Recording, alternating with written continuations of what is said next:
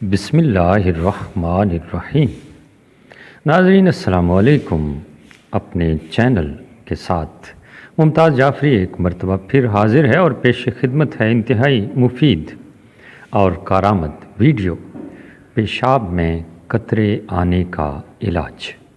जी हाँ नाज़रीन, आज हम आपको बताएंगे पेशाब में जो कतरे आते हैं और नौजवानों को कमज़ोर करते चले जाते हैं, न सिर्फ नौजवानों को बल्कि अधेड़ उम्र अशख़ास को भी ये तकलीफ़ होती है और इस आर्ज़े में मुब्तला होते हैं। तो इंतहाई आसान इलाज है।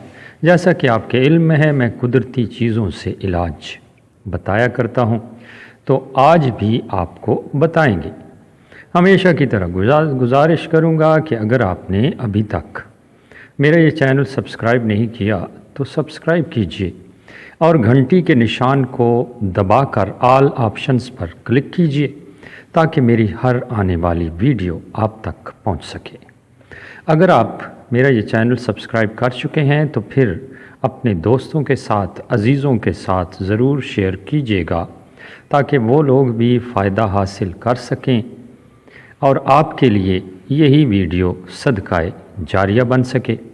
नाज़रीन, आपको एक और मालूमात देता चलूँ कि मेरे इस चैनल पर बहुत सारी 200 के करीब आसान इलाज पर मुश्तमिल वीडियोज़ हैं जो तमाम इंसानों की फ़लाह के लिए मैंने बनाई हैं और इंसानों के काम आ सकती हैं। इसलिए जितना ज़्यादा शेयर करेंगे आपके लिए सदकाए जारिया बनता चला जाएगा।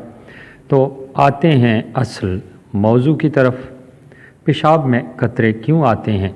नाज़रीन, आजकल हमारी ग़िज़ाओं में गर्म अशिया ज़्यादा होती हैं जिसके बायस इंसान मसाने की गर्मी में मुब्तला हो जाता है और फिर ये तकलीफ़ उसे होती है। अदरक हर घर में मौजूद है, उसी से आपने इसका तदारुक करना है। कैसे करना है ये तफसील आपको बताते हैं। अदरक लीजिए और उसे बारीक पीस लीजिए, कूट लीजिए और रख लीजिए। और आपने काम ये करना है कि सुबह निहार मुँह एक नाखून के बराबर आधी इंच से थोड़ा सा कम आपने निगल लेना है। उसके बाद आपने नाश्ता करना है कुछ देर रुक कर। तो आप देखेंगे कि चंद ही दिनों में आपकी इस तकलीफ़ का हल हो चुका है।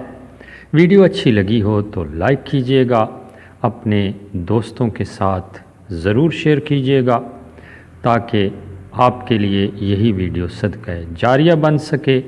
अल्लाह निगहबान।